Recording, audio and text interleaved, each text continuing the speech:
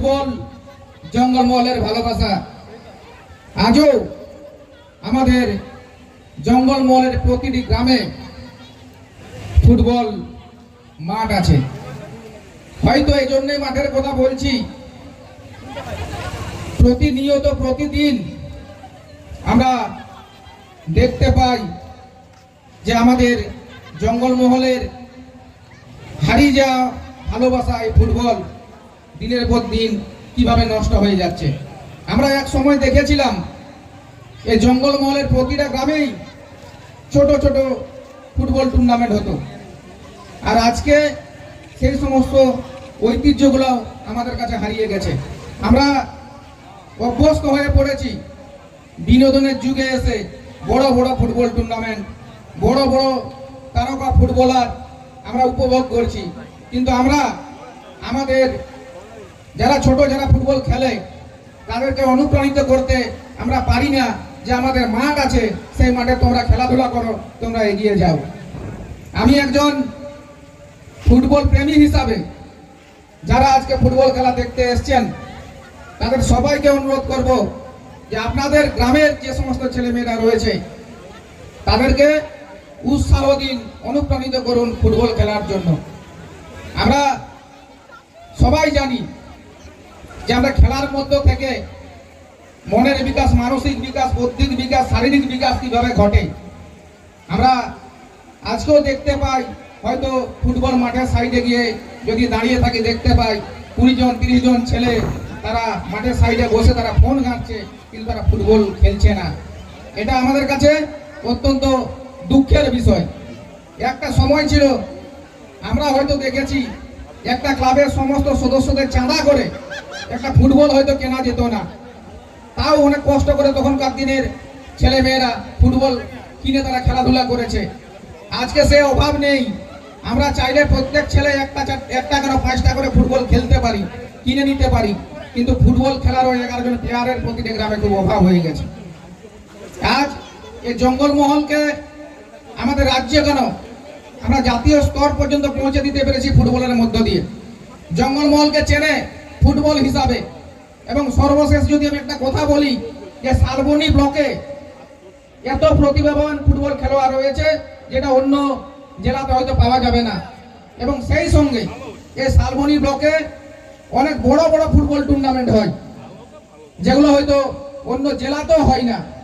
আমরা আগে দেখলাম আমাদের ঢেঙ্গাতল কাপ হলো, এরপর আজকে আমরা দেখতে পাচ্ছি এই ব্লকে আমাদের ধান্যশোল কাপ, এবং আগে দেখেছিলাম অরেঞ্জ কাপ, এবং সেই সঙ্গে আরো ফুটবল টুর্নামেন্ট আমরা দেখতে পাবো। 19 তারিখে আমাদের জঙ্গলমহলে আরো বড় টুর্নামেন্ট আছে, ডে নাইট ফুটবল টুর্নামেন্ট আমরা দেখতে পাবো এদিকে তরুণ সংঘের ফুটবল গ্রাউন্ডে। সেই সঙ্গে আরো আমাদের যারা মির্জাতে ফুটবল টুর্নামেন্ট আছে, প্রচুর ফুটবল টুর্নামেন্ট আমাদের হয়। সেই সঙ্গে আমি একজন ফুটবল প্রেমী হিসাবে আমার নিজস্ব গ্রামে কন্যাবালি কাপ 5 এবং 6 সেপ্টেম্বর অনুষ্ঠিত হয়, হবে যেটা জঙ্গলমহলের সবচেয়ে বড় মহিলা ফুটবল টুর্নামেন্ট। আমরা টুর্নামেন্ট করছি প্রতি গ্রামে গ্রামে, কিন্তু আমরা ফুটবলার তৈরি করতে পারছি না। এটাই আমাদের কাছে খুব দুর্ভাগ্যের বিষয়। আমাদেরকে লড়তে হবে, যেমন সেরকম ফুটবল খেলতে গেলে শুধুমাত্র বাইরের প্লেয়ারকে নিয়ে এসে মাঠে খেলালে হবে না। আমরা তখনই গর্ব অনুভব করব যখন দেখবো যে শালবনী ব্লকের ছেলে, আমাদের ঘরের ছেলে, আমাদের গ্রামের ছেলে বড় বড় টুর্নামেন্টে ফুটবল খেলছে, অংশগ্রহণ করছে।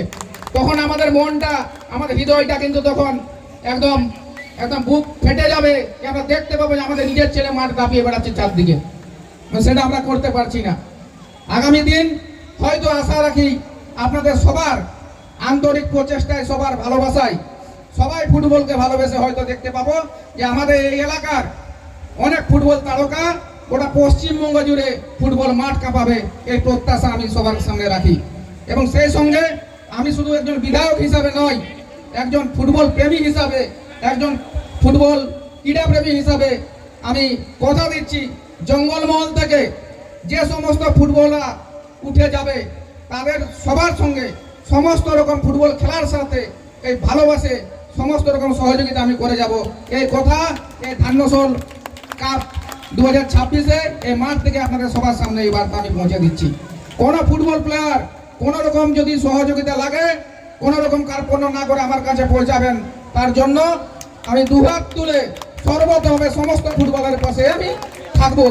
এবং এই ক্লাব, যে ক্লাব আমাকে আজকে ভালোবাসা দিচ্ছে, আজকে একদিন আমি বলতেই ভুলে যাচ্ছি, একদিন হয়তো আজ 8 বছর ধরে এই ফুটবল টুর্নামেন্ট এখানে অনুষ্ঠিত হচ্ছে। আমি একদিন হয়তো এই মাঠে, আমি 8 বছর ধরে এই মাঠে এসে ফুটবল খেলা দেখেছি। কখনো ওই কাজু গাছের উপরে উঠে, কখনো বা সেই পাশে উঠে, কখনো লাইনে বসে আমি খেলা দেখেছি। ফুটবলকে আমি উপভোগ করেছি।